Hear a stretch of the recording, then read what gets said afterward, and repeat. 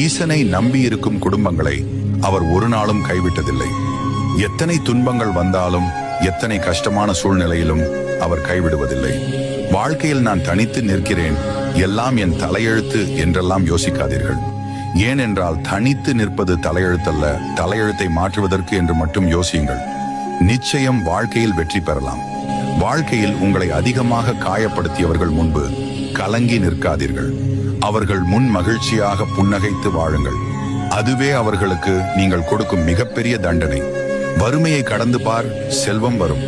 அழுகையை கடந்து பார், தைரியம் வரும். தோல்வியை கடந்து பார், வெற்றி வரும். அதன் பின்னே சென்று பார், மகிழ்ச்சி வரும். அது நிச்சயம் உன்னை தொடர்ந்து வரும். தளர்ந்து போனவர்கள் அங்கேயே முடங்கி போகிறார்கள். தோல்வியில் இருந்து கற்றுக்கொண்டவர்கள் முன்னோக்கி போகிறார்கள். தோல்வியை ஒரு முறை எதிர்த்து நில். உன்னை தோற்கடிக்க யாரும் இல்லை என்ற தைரியம் வரும்.